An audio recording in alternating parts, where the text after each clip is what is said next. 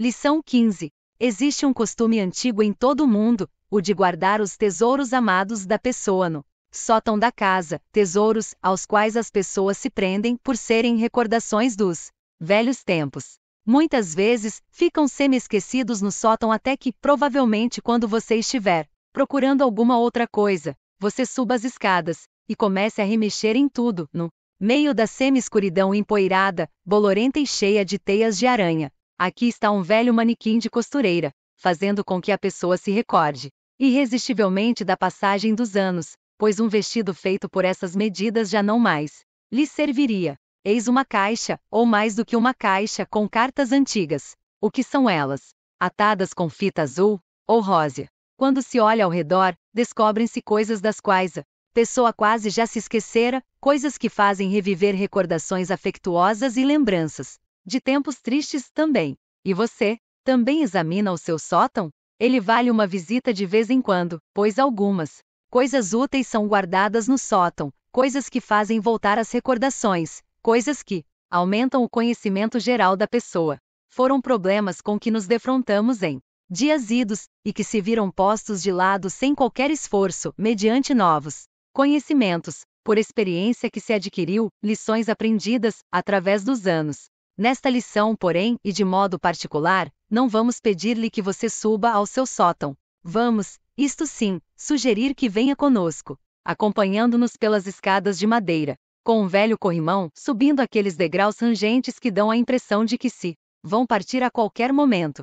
Venha conosco ao nosso sótão examinar as coisas, pois esta lição e a subsequente estarão nos compartimentos de nosso sótão. Nele temos todos os tipos de informações que talvez não se ajustem em uma lição separada, mas apresentarão interesse indubitável para você, bem como valor. Assim sendo, pense no nosso sótão, continue a ler e veja que parte disto se aplica a você, que parte disto esclarece pequenas dúvidas, pequenas incertezas que poderão ter preocupado a sua mente ou perseguido você por algum tempo. Realizamos uma longa procura quando estávamos preparando esta lição, fomos investigar em diversos cantos, contrariando um bom número de teorias e levantando muita poeira. Concentremo-nos nas pessoas que se concentram em demasia. Você pode trabalhar com afinco demasiado, como sabe. Temos perfeita noção do dito antigo. Ninguém morreu por trabalhar demais, mas estamos afirmando que se alguém trabalha demais na concentração anda para trás. No nosso trabalho, é frequente recebermos cartas de estudantes afirmando: mas eu me esforço tanto, concentro-me muito, e tudo o que consigo é uma dor de cabeça. Não obtenho qualquer dos fenômenos que o Senhor mencionou. Sim, aí temos um pequeno tesouro, e podemos parar um pouco para examiná-lo. Pode-se frequentemente fazer demasiado esforço. Trata-se de uma singularidade da humanidade ou, o que talvez seja mais preciso, um defeito do cérebro humano, no sentido de que quem se esforça demais não faz progresso algum. Na verdade, ao nos esforçarmos em demasia, criamos o que somente pode ser chamado como uma retroalimentação negativa. Todos conhecemos pessoas que se matam a trabalhar, que realmente seguem a vida sempre a esforçar-se, e esforçam-se muito mais do que qualquer outra pessoa, mas que não chega a parte alguma, encontrando-se sempre num estado de confusão e incerteza. Também quando sobrecarregamos os nossos cérebros, geramos uma carga excessiva de eletricidade que impede o pensamento para além desse ponto. Você pode não ser engenheiro de eletrônica, mas se a eletrônica e a eletricidade fossem utilizadas no estudo dos cérebros humanos, nesse caso tais estudos seriam grandemente facilitados. O cérebro humano tem muita coisa em comum com a eletrônica. Você sabe, por exemplo, como funciona a válvula comum usada nos rádios. Existe um filamento aquecido, 60, por uma bateria ou pela corrente elétrica instalada. Esse filamento, ao ser aquecido, emite eletrões de um modo inteiramente descontrolado. Os eletrões se desprendem, seguem em torrente, como uma multidão enlouquecida que vai assistir a alguma partida de futebol. E se deixarmos que esses eletrões sigam o seu impulso, sem os controlarmos de modo algum, eles se mostrarão inteiramente inúteis no rádio ou na eletrônica. E na válvula temos um envoltório de vidro. O filamento acha-se dentro do envoltório e, ao se aquecer, os eletrões irradiam-se para toda parte, mas isso de nada adianta. Queremos que eles sejam colhidos no que é conhecido por placa que se encontra bem próxima do filamento. Do modo como as coisas são, se houvesse apenas o filamento e a placa, o processo de colher os eletrões seria incontrolável, haveria distorção no programa de rádio ou em qualquer coisa que quiséssemos recepcionar. Os engenheiros descobriram que se interpusessem o que chamam uma grade entre o filamento e a placa, e pusessem na grade uma corrente negativa, conseguiriam controlar o fluxo de eletrões entre filamento e placa. Assim é que essa grade, que realmente é uma grade, muitas vezes é um entrançado de fios, age como o que é conhecido como influência de grade. Se aplicarmos polarização demasiada na grade, nenhum eletrão virá do filamento para a placa, sendo todos repelidos por esta. Mas alterando a influência da grade, levando-a a um valor apropriado, o controle pode ser o desejado. Voltemos ao nosso cérebro, antes que você se canse do rádio. Quando nós nos concentramos em demasia, quando realmente forçamos o cérebro por causa de um problema, é frequente aplicarmos uma polarização negativa de grade, que tem o efeito de inibir inteiramente o pensamento.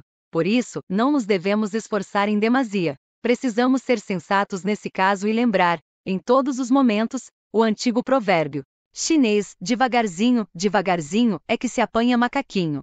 Devemos executar nossa concentração de tal maneira que o cérebro não se fatigue. Faça apenas o que estiver dentro de sua capacidade e siga o caminho do meio. O caminho do meio é um modo de vida oriental. Significa que você não precisa ser mal demais, porém, por outro lado, não precisa ser bom demais, deve ficar mais ou menos no meio. Se você for mal demais, a polícia o apanhará. Se for bom demais, tornar-se-á um presunçoso ou não poderá ficar nesta terra, porque é um facto que até mesmo as grandes entidades que vêm a este mundo triste, o nosso, têm de adoptar alguma forma de incapacidade, algum capricho de caráter, de modo que enquanto estiverem sobre a terra não serão perfeitas, porque nada perfeito pode existir neste mundo imperfeito.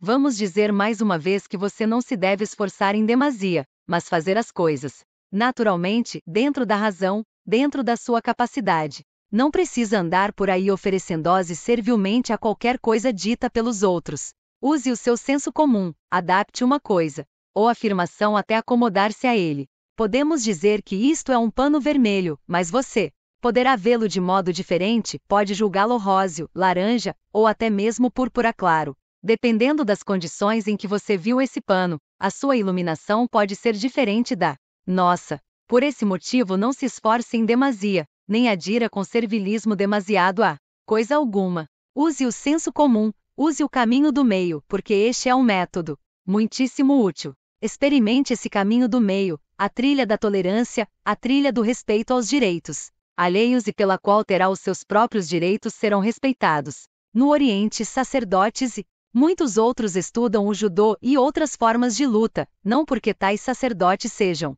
pessoas violentas, mas porque ao aprenderem o judô e formas semelhantes de luta, aprendemos a controlar-nos, adquirimos autocontrole, e acima de tudo aprendemos a ceder caminho, para que possamos vencer. Veja o judô, nele, não se utiliza a força própria para vencer uma batalha, mas a força do próprio adversário, para que ele seja derrotado. Até uma pequenina mulher, que tenha praticado judô, pode derrotar uma massa bruta enorme, masculino ou feminino que a ataque. 61. Quanto mais forte o homem, tanto mais feroz o seu ataque, tanto mais fácil será derrotá-lo, porque sua própria força faz com que ele caia pesadamente. Vamos utilizar o judô, ou a força da oposição, a fim de desvalorizarmos os nossos problemas. Não se canse nem se esgote, considere maduramente um problema que o esteja incomodando, não fuja à questão como tanta gente faz. Muitos receiam encarar um problema. Dão a volta pelas orlas do problema, sondando-o de modo experimental, mas sem jamais chegarem a solução alguma. Por mais desagradável que a questão seja, por mais culpado que você se sinta com relação a alguma coisa, chegue à raiz de seu problema, descubra o que o perturba, o que o assusta.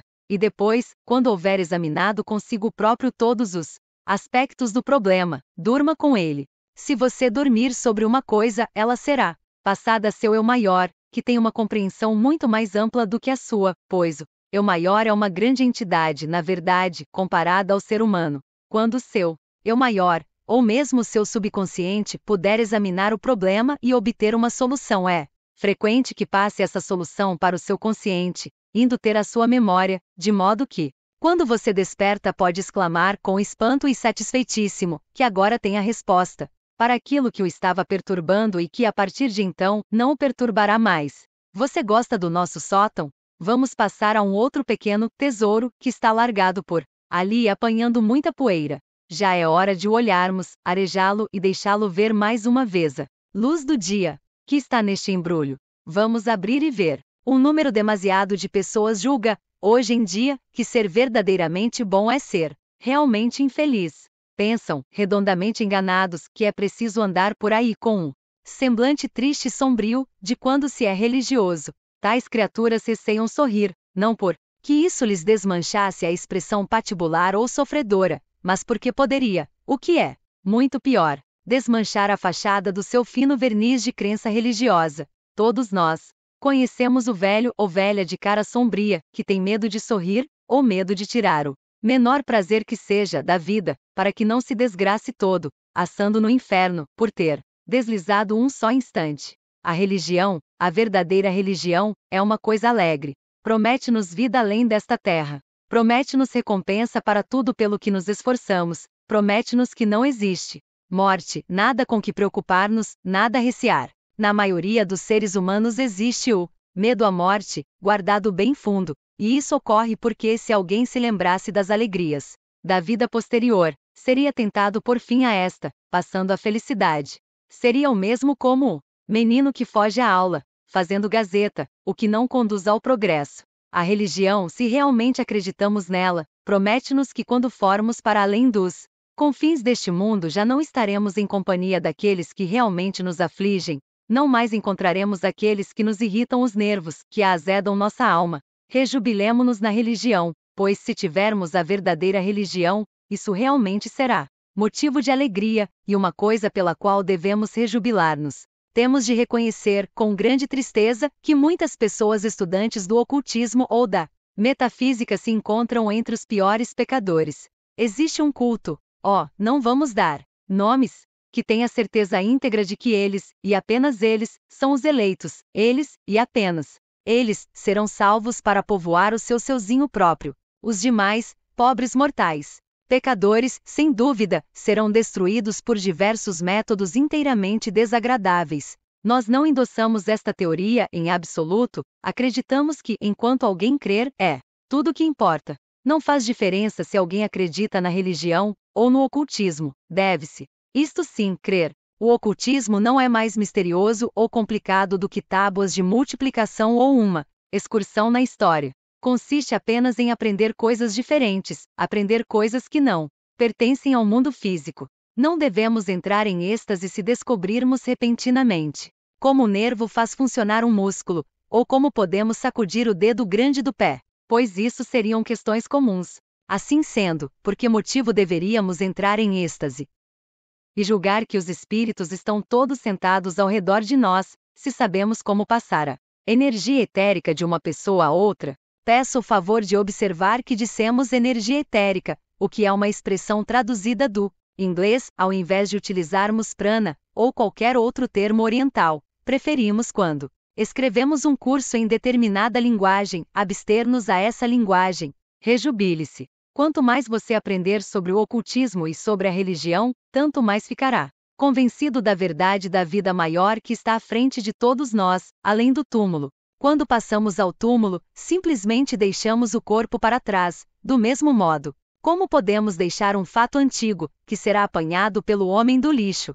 Nada existe a recear no conhecimento metafísico, e tampouco existe algo a recear na religião, pois se você tiver a religião certa, quanto mais aprender sobre ela, tanto mais convencido ficará de que se trata da religião. As religiões que prometem o fogo do inferno e a condenação, se você sair do caminho para eles estreito, não estarão prestando bons serviços aos seus adeptos. Nos dias de antigamente, quando as pessoas eram mais ou menos selvagens, talvez fosse permissível empunhar um cacete e procurar assustar alguns, fazendo-os ver as coisas direito, mas agora tal processo pode ser outro. Qualquer pai concordará em que é muito mais fácil controlar os filhos pela bondade do que mediante ameaças constantes. Os pais que sempre ameaçam chamar um polícia ou o bicho-papão, ou vender os filhos, são aqueles que causam uma neurose nos mesmos, e mais tarde, a sua descendência. Mas os pais que podem controlar mediante firmeza e bondade, e fazem com que os filhos vivam na alegria, são aqueles que produzem bons cidadãos. Nós endossamos inteiramente a opinião de que é preciso utilizar a bondade e a disciplina. A disciplina jamais deve representar severidade ou sadismo. Voltemos a rejubilar-nos na religião, sejamos os filhos dos pais que ensinam com amor, compaixão e com compreensão. Afastemos todas as falsidades, toda a degradação do terror, castigo e condenação eterna. Não existe coisa tal como condenação eterna, ninguém é jamais abandonado, não existe coisa tal como uma pessoa ser banida do mundo espiritual. Todas as pessoas podem ser salvas por piores que tenham sido, ninguém precisa ser rejeitado. O registro acástico, que estudaremos depois, diz-nos que se uma pessoa for tão horrivelmente má que nada possa ser feito por ela, por enquanto, é simplesmente retardada na sua evolução, e mais tarde recebe uma nova oportunidade de seguir por outra rodada de existências de modo muito parecido àquele pelo qual uma criança, que brincou na aula e não passou nos exames finais, não é promovida a uma turma mais adiantada com os companheiros, mas fica para estudar as matérias outra vez.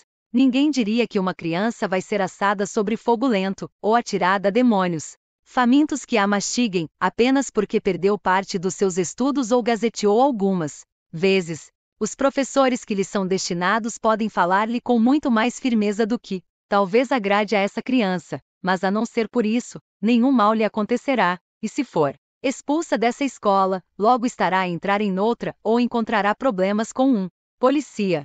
O mesmo acontece com os seres humanos na Terra. Se você perder esta oportunidade, não fique demasiadamente desalentado, pois terá outra. Deus não é sádico, Deus não está à procura de destruir-nos, mas de ajudar-nos. Realizamos um grande mal ao invocar Deus, quando pensamos que Ele esteja sempre de alerta, para nos reduzir a fanicos ou atirar-nos aos demônios caso erremos. Se acreditamos em Deus, acreditemos na misericórdia, porque, crendo na misericórdia nós a teremos, e devemos demonstrar também misericórdia pelo próximo. Enquanto estamos neste tema, vamos examinar outra caixa, na qual muita poeira caiu, porque no passado parece que ninguém se interessou por ela. Reviremo-la, para ver o que diz. De acordo com o registro acástico, o povo judeu é uma raça que em existência anterior não conseguiu fazer nenhum progresso. 63. Eles faziam tudo o que não deviam ter feito e deixaram por fazer as coisas que deviam ter sido realizadas. Dedicaram-se a todos os prazeres da carne, tornaram-se excessivamente amantes da comida, comida gordurosa e oleosa, de modo que seus corpos se tornaram saturados, empanturrados, os seus espíritos não puderam mais entrar no astral à noite, ficando presos aos seus envoltórios carnais grosseiros. Essa gente, a quem hoje chamamos judeus, não foi destruída nem submetida à condenação eterna.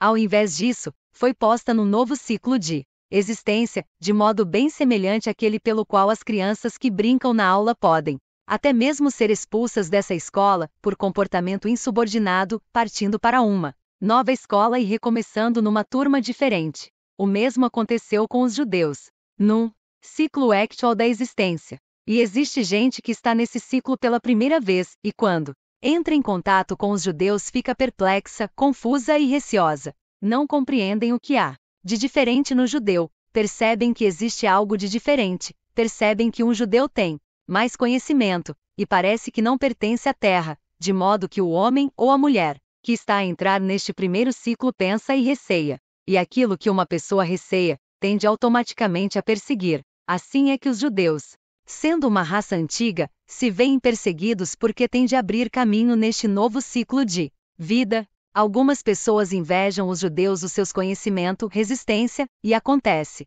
igualmente que as pessoas tendem a destruir aquilo que invejam. Mas não estamos a tratar de judeus ou gentios, e sim da alegria na religião. Alegria e prazer fazem-nos aprender algo que não aprenderíamos mediante o terror. Não há, e jamais será ocioso repeti-lo, coisas tais como tormentos eternos, não existem coisas tais como fogos que vão queimar nossa pele e fazer-nos arder diabolicamente. Examine o seu pensamento, examine aquilo que lhe foi ensinado, e veja como é muito mais razoável que você tenha alegria e amor na sua crença religiosa. Você não é responsável por ter um pai sádico, que o vai espancar ou lhe ensina que o vai mandar para as trevas perpétuas. Ao invés disso, está lidando com grandes espíritos, que passaram por tudo isso muitíssimo antes de os seres humanos serem imaginados. Eles passaram por tudo, conhecem as respostas, conhecem os problemas e têm compaixão. Assim, sendo do nosso tesouro no sótão, dizemos, rejubile-se na religião, sorria para a sua religião, acalente um sentimento eterno quanto ao seu Deus, qualquer que seja o nome que lhe dê, pois ele está sempre pronto a mandar ondas curativas a você, se você conseguir expulsar esse terror e medo do seu sistema. Agora, porém, é chegado o momento de deixarmos este nosso sótão e descermos novamente a escada dos degraus que rangem. Mas logo na lição seguinte, o convidaremos a ir ter conosco mais uma vez ao sótão, pois, olhando ao redor, vemos que há um bom número de pequenas coisas lançadas ao chão, ou nas prateleiras em volta, e que serão de interesse e proveito. Vamos encontrar-nos no sótão na próxima lição?